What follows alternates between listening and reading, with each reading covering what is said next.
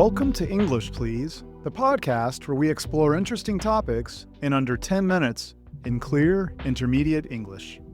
I'm your host, Christopher.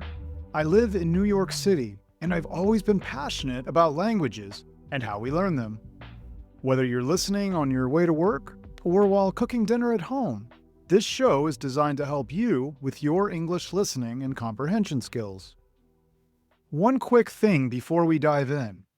2 free guides are waiting for you at comullen.com/free. One covers 25 everyday idioms, and the other covers 60 common English phrases.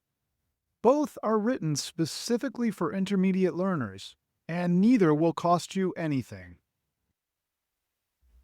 Here's something a lot of English learners do without even realizing it. The moment you don't recognize a word while reading, you stop and translate it before you've even finished the sentence.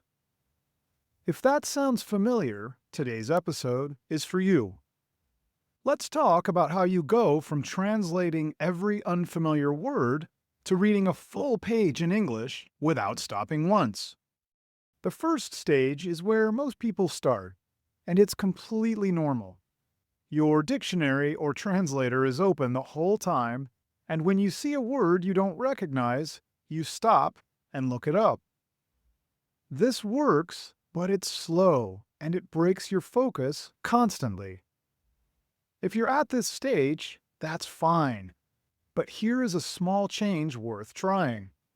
Instead of stopping right away, finish the sentence first. Sometimes the rest of the sentence already tells you what the word means, and you won't need to look it up at all. Here's an example. Imagine you read this sentence. She felt a wave of relief when she saw her lost dog waiting by the door. Maybe you don't know the word relief. If you stop right there, you lose the sentence. But if you keep reading, you already know she lost her dog, and now she's found her dog. What kind of feeling would you have in that moment? Probably something close to relief. The sentence already gave you the answer, but you just had to finish it.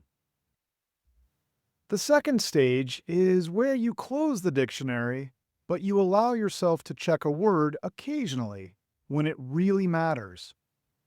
This is where a simple rule helps a lot. If you don't recognize a word, keep going.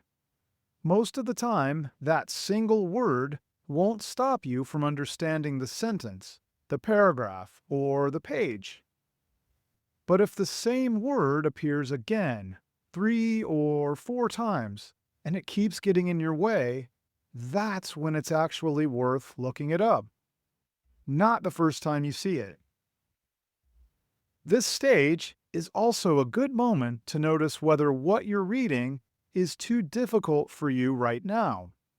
If you're stopping more than once or twice a sentence, the text itself might be the problem, not your English.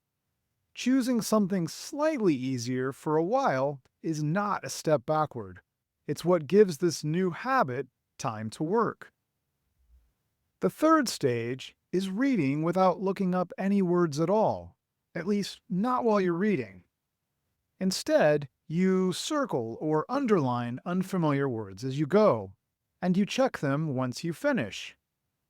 By that point, you've already understood the overall story or the main idea. Often, when you go back to look up a word, the meaning is already obvious from everything around it, and you don't even need the dictionary anymore. One thing that helps at every stage: fiction and nonfiction give you clues in different ways. In a story, an unfamiliar word usually gets explained later, through what happens next, not through a definition. Think back to that sentence about the lost dog. A novel would probably show you the same feeling again a few pages later, in a different scene, until the word's meaning is completely clear on its own. In an article or an email, you don't have to wait that long. The explanation is often close by, in the same sentence or in the one right after it. Either way, the answer is frequently right there if you just keep reading instead of stopping. If reading English has felt slow and exhausting, that doesn't mean your English is weak. It usually means you're stopping more often than you need to. Trusting yourself to keep going is a skill, and like any skill, it gets easier with practice. If you'd like structured practice with exactly this kind of skill, guessing before checking, that's exactly what the English Please Accelerator is built around. You can find it at comullen.com/listen. Again, I'm Christopher, and I want to invite you to join me in future episodes of English Please to hear about a variety of topics, all focused on helping you with your English. Subscribe now wherever you listen, and let's continue this adventure together in clear, understandable English. Sincere thanks, as always, for listening. See you soon!